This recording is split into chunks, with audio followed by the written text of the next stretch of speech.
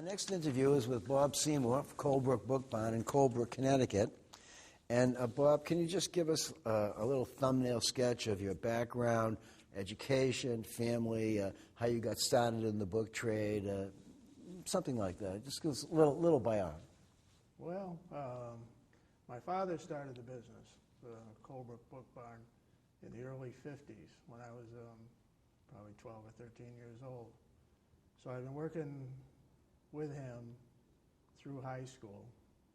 And when I got out of high school, I opened my own store in Canaan, Connecticut. And that lasted about 2 years. I didn't make much money.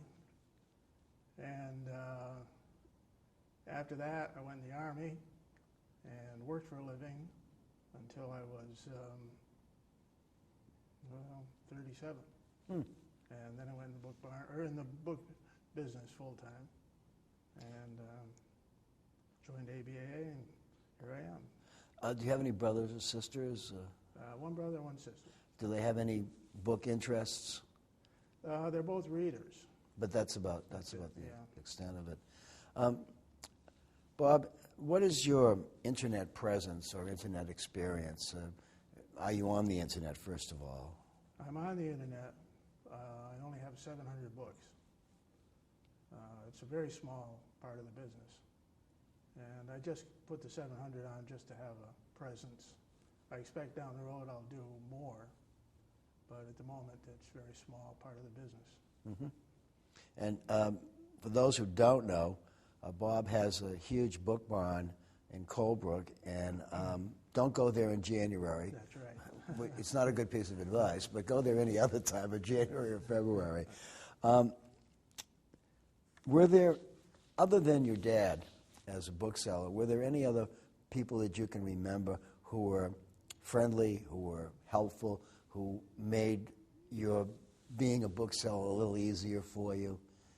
Well, there were a lot of people. I think Howard Mott is probably the most influential person. When I opened my first store in Canaan, which is between Colebrook and Sheffield, where Howard was. Yeah. And Howard was my best customer, pretty much my only customer some weeks. And but he and Phyllis would come down and stop in the bookshop probably at least once a week. And I know Howard bought books from me that he didn't really want or need, just to he was encourage encouraging. me, right? Yeah. Encourage me in the business. And so he was a major influence on my continuing in the book business, I would say, outside of my dad. Anybody else you can think of? Well, several dealers in the area that I knew, Bob Nuis, who was in Cornwall, and Cedric Robinson. Of course, Cedric, yeah. Right. So the nature of the business, that dealers encourage other people to get into it and stay in it. Yeah.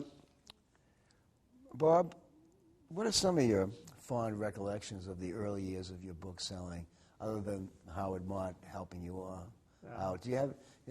Was there anything spectacular or exciting or bad that happened to you as a young bookseller starting out? I don't think there's anything bad. I don't recall anything bad or even spectacular. But when I did have this store in Canaan, I was fortunate enough. I had a customer come in, an elderly woman who came in regularly, and she recommended us to a friend of hers in New Jersey. And it was probably the first large library that my dad and I bought. It was, modern first, limited editions club, and a very fine library. And that more or less started us in better books, good books. So that's the primary thing I remember about those early 2 or 3 years that I was doing it. You're mainly a come-to-see bookseller. I don't recall you being a catalog issuer or a list issuer. People want to see your books, they have to come to Colebrook Book Barn. Well, I put out 20 catalogs over the period mid-'70s to probably early 80s. Why'd you stop? I started doing book shows. And book shows, cash and carry, you know, Yeah. it's a lot of work, but so are catalogs. Yeah, catalogs are a lot of work. And, When you're open, which is probably most of the time, I would think that the majority of your business would come from people coming to see you, dealers and collectors. during the summer, correct, right. And but I don't think the dealers travel, you know, over the years. You could always expect weekly, probably one or two or three dealers to show up or call or what have you.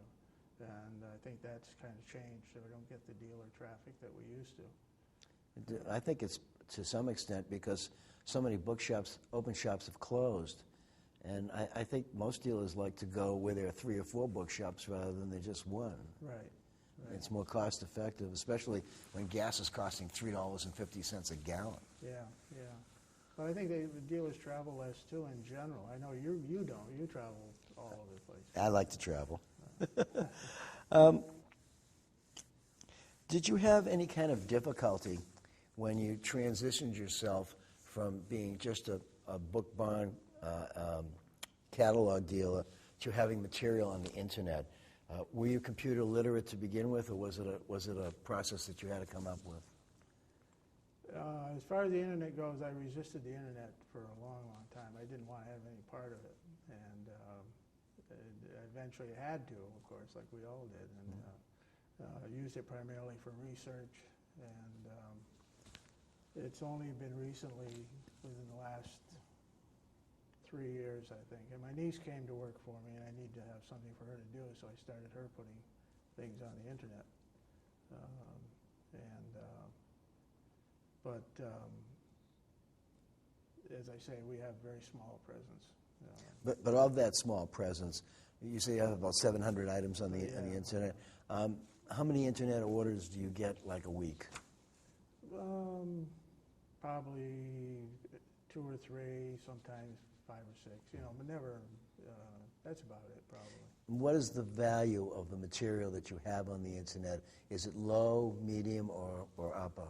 No, it's low. It's all low stuff. Yeah, I put on mostly $20, $30 books. You know, occasionally I'll put one in the hundreds, but I prefer to keep the better things for the shows and try to sell the things that I can't sell anywhere else on the internet. We all hope that's the case. How many book shows do you do a year, and of those book shows, how many are ABAA sponsored?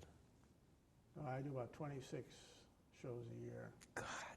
That means like every 2 weeks you're doing a book fair? Yeah. So sometimes they run 3 or 4 in a row. Okay. And ABAA, I do Boston every year.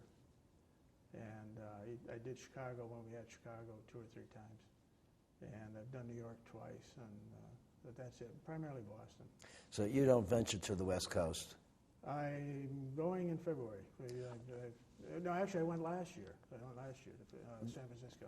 Did you find it worthwhile enough to do again this year? Yeah, that's why I'm going back. Well, I'm not actually doing Los Angeles. I'm doing. You're doing the San Francisco, the whatever his name is, right, exactly. Book fair, and that's going to be the weekend before, as I recall. Yeah. If you were entering the book trade today, how would you go about doing it? That's a hard question. I know. It's changed so much. Yeah. It's so amazingly different, isn't it? Yeah. And so I think I would probably, if I were the same age or, early 20s or what have you, I would have to go with the internet. And as much as now I don't particularly care for the internet, but I think any young bookseller is going to go that direction. Well, I think it's their experience and their background. They're brought up with it. No, we weren't. Yeah. We were brought up in that when you got into your car and you hit bookstore after bookstore after bookstore. It was wonderful. It was a great day. Well, those are the great days. Nowadays, you see people with something in their hand that they keep on pressing to find out what's going on. I could never be a bookseller like that. Yeah, they don't need to know anything because they can look it up on. Yeah, that's the bad part about it, isn't it? Because if you have things that you want to research, you can learn. But if you just have to look it up on the internet, you're not learning anything. You're just copying, aren't you? Right, so. Bob, you've been in business for how long on your own? Well, on my own since about 30 years. About 30 years. Can you think of any spectacular buy or spectacular bad buy that's occurred in your career? I know it's an off-the-wall question, but... Yeah, I really can't. I was thinking of that when I was thinking about doing this interview, and I've never had anything. Well, I have a $100,000 book out in the booth, but I never had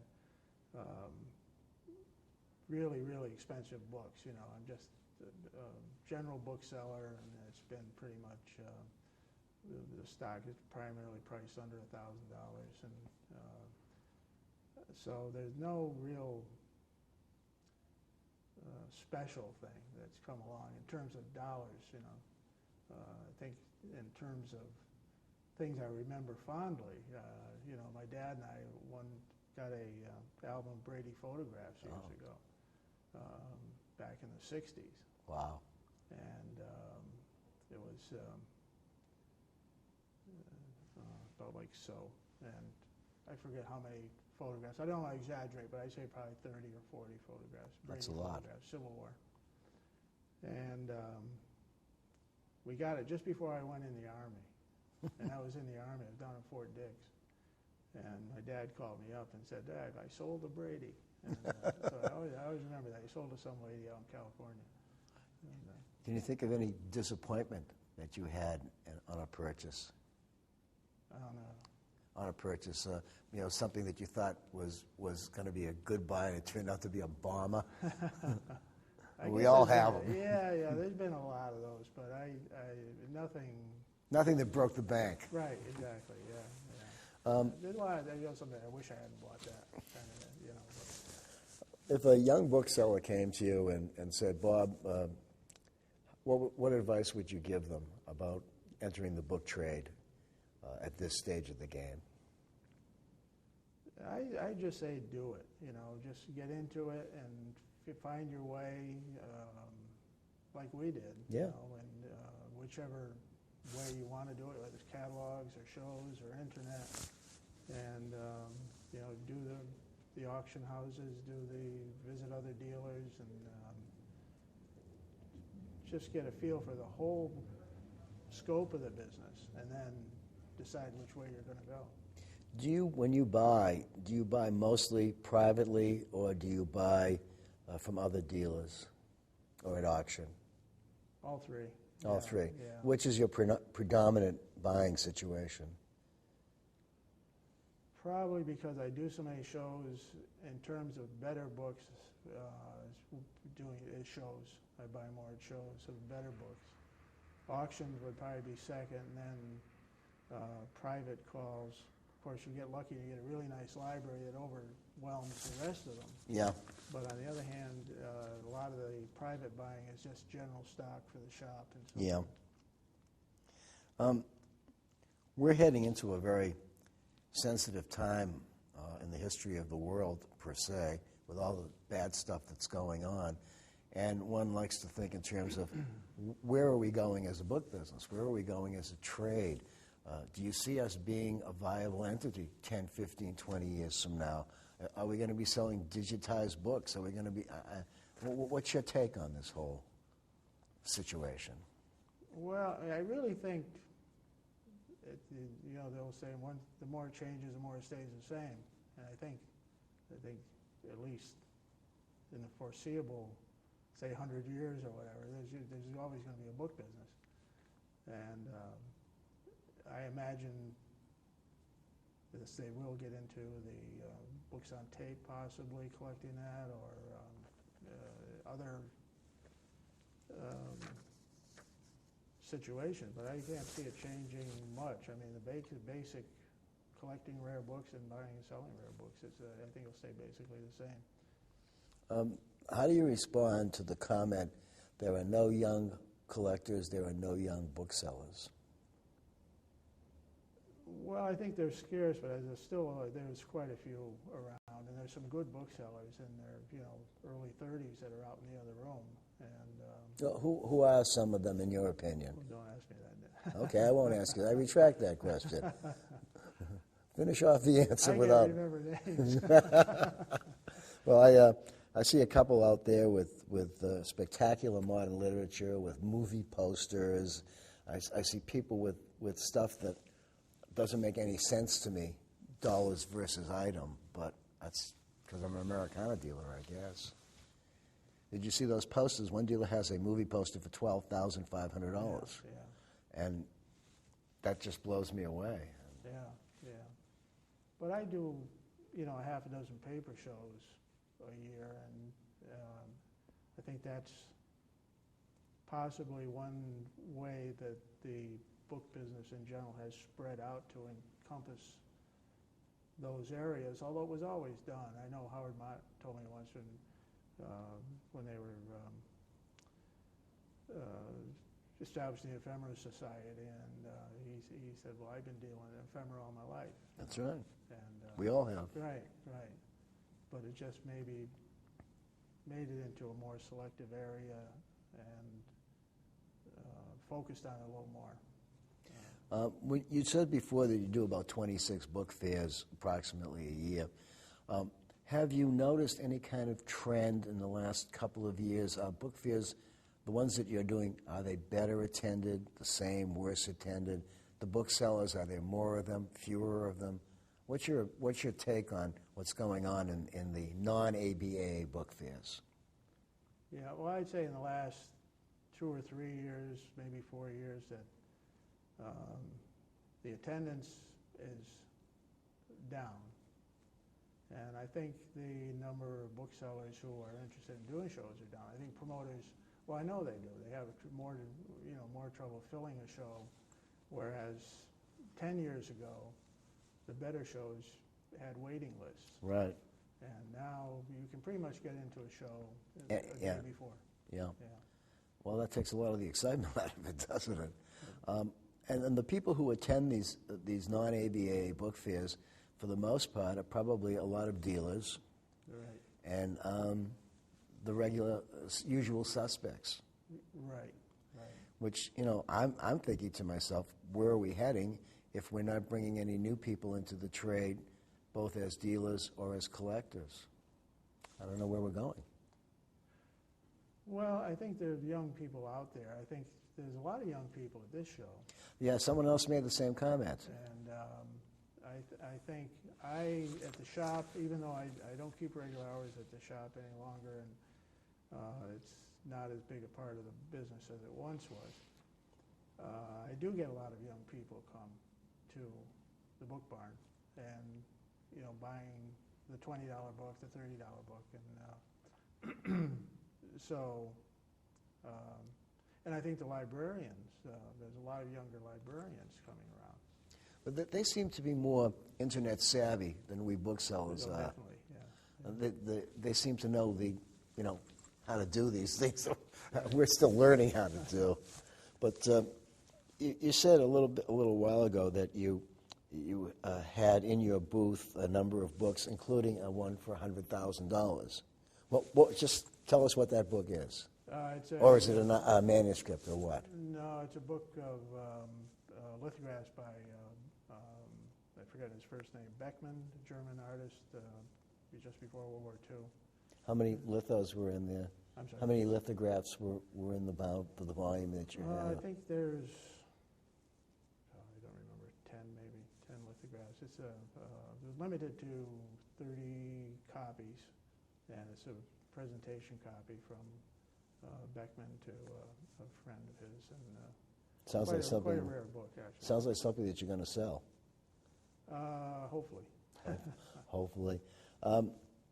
Bob, before we conclude our little interview, Doug Harding, when I asked him this, the question is as to what are the essentials of success in the book trade today, Doug Harding said, own your own building.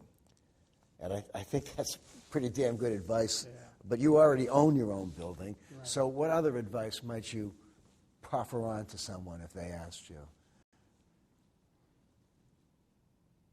I don't know. Outside of what I said before, about just trying the different facets of the business and